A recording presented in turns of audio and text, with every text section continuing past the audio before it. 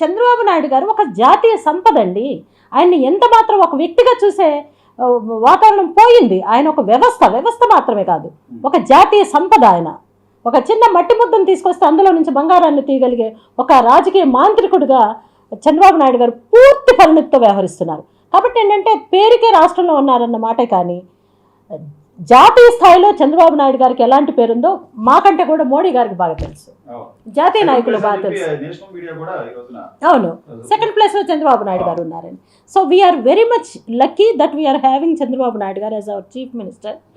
And NT Rama Rao గారిని జైపాల్ రెడ్డి గారు ఒక మాట అన్నారండి. ఈ సందర్భం నేను గుర్తు చేస్తాను. నేను జాతీయ స్థాయిలో ఉన్న రాష్ట్ర నాయకుడిని, కానీ ఎన్టీ రామారావు రాష్ట్రంలో ఉన్న జాతీయ నాయకుడు అన్నారు. అలాగే చంద్రబాబు నాయుడు గారు కూడా ఇది వర్తిస్తుందండి.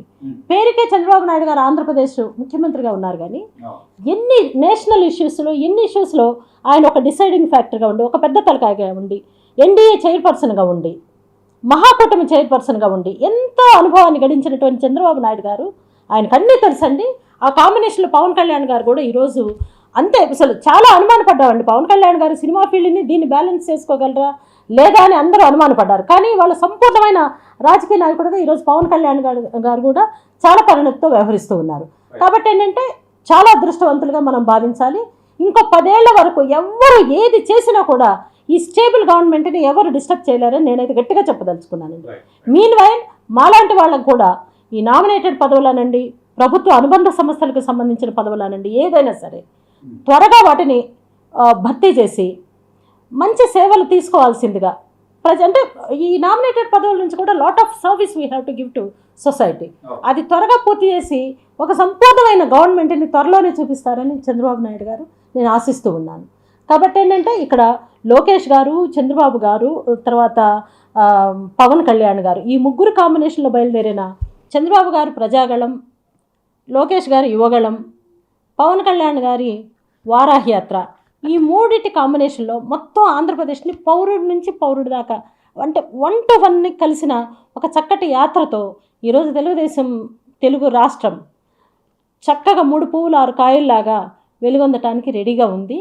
ఇచ్చిన హామీలన్నీ నెరవేర్చే క్రమంలో మొన్న లోకేష్ గారు అసెంబ్లీలో మరొకసారి ఆడపిల్లలకి ఒక్కొక్కరికి 15,000 రూపాయలు, ఎంతమంది ఆడపిల్లలు ఉంటే అంతమందికి 15,000 రూపాయలు వేస్తామని మళ్ళీ ఇంకొకసారి స్ట్రెస్ చేసి మరీ చెప్పినటువంటి స్టేట్మెంట్ని సందర్భంగా గుర్తు చేసుకుంటూ, ఇలాంటి జగన్మోహన్ రెడ్డి వేసే చౌకబారు రాజకీయాలు ఏవైతే ఉన్నాయో అవి జనం పట్టించుకోవడానికి టైం లేదు, జనం పనిలో పడ్డారు.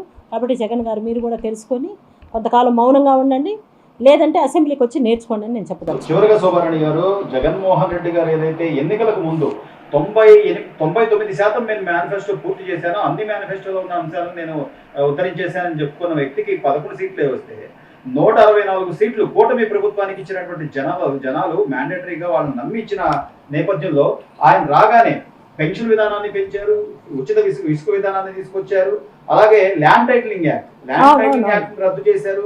ఇవన్నీ చేసుకుంటూ పోతున్నా కూడా అసలు మీరు ఇచ్చిన సూపర్ 6 పథకాలకు సంబంధించిన ఆ హామీలు ఎవరు ఏం చేశారు, మీరు ఏం చేయలేదని చెప్పి మొన్న పదే ఆ ప్రెస్ మీట్ లో ఆయన అడగడం జరిగింది.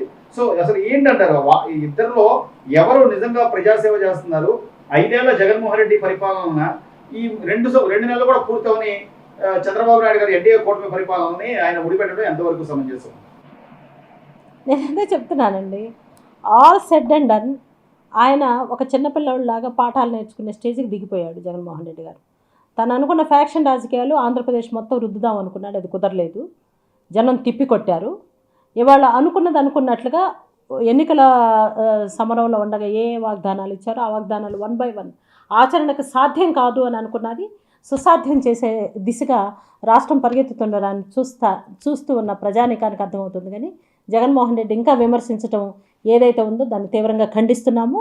దయచేసి ఈ స్టేబుల్ గవర్నమెంట్ని డిస్టర్బ్ చేయకుండా ఉండేలాగా ప్రజలు కూడా సహకరించాలని కోరుకుంటూ, ప్రభుత్వంలో ఉన్నటువంటి అన్ని శక్తుల్ని పర్ఫెక్ట్గా చంద్రబాబు నాయుడు గారు కూడా వాడుకోవాలని నేను మనవి చేస్తూ ఉన్నాను.